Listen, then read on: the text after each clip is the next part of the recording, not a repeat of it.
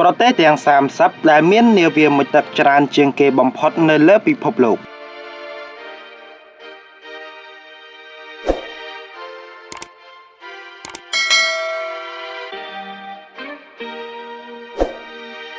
30ប្រទេសស៊ុយអែតមាន4គ្រឿង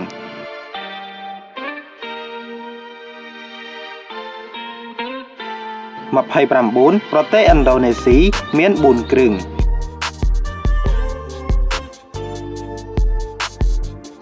28ប្រទេសកូឡុំប៊ីមាន4គ្រឿង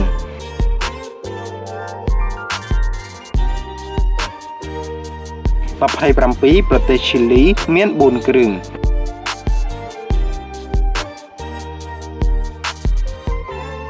26ប្រទេសកាណាដាមាន4គ្រឿង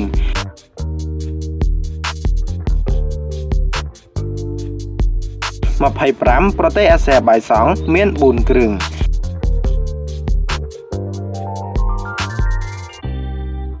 24ប្រទេសវៀតណាមមាន6គ្រឿង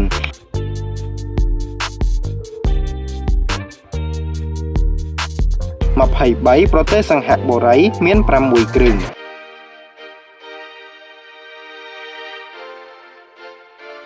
22ប្រទេសប៉េរូមាន6គ្រឿង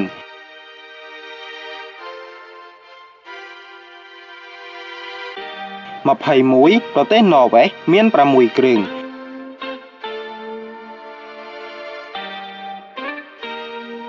20ប្រទេសអ៊ីស្រាអែលមាន6គ្រឿង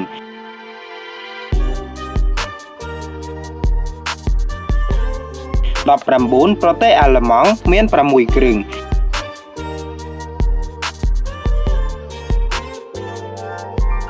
18ប្រទេសប្រេស៊ីលមាន6គ្រឿង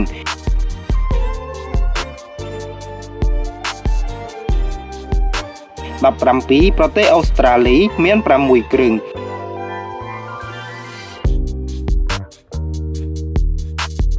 16ប្រទេសអាល់សេរីមាន6គ្រឿង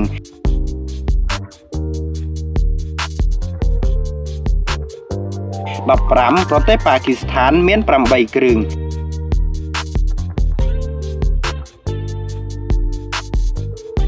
14ប្រទេសអ៊ីតាលីមាន8គ្រឿង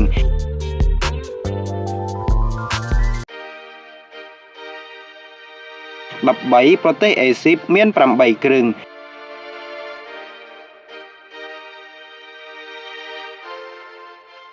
12ប្រទេសក្រិចមាន9គ្រឿង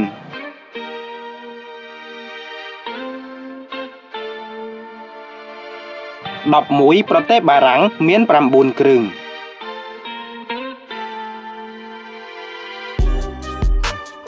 10ចក្រភពអង់គ្លេសមាន10គ្រឿង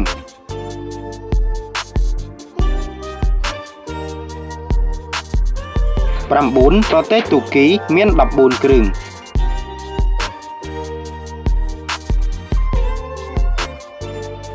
8ប្រទេសឥណ្ឌាមាន18គ្រឿង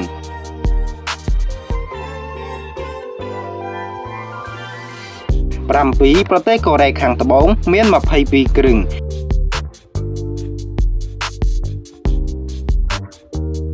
6ប្រទេសជប៉ុនមាន23គ្រឿង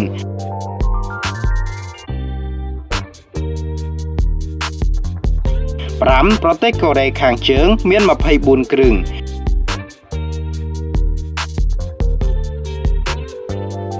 4ប្រទេសអ៊ីរ៉ង់មាន25គ្រឿង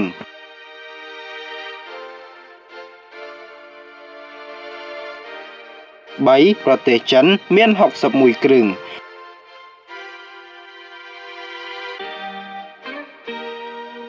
2សហរដ្ឋអាមេរិកមាន66គ្រឿង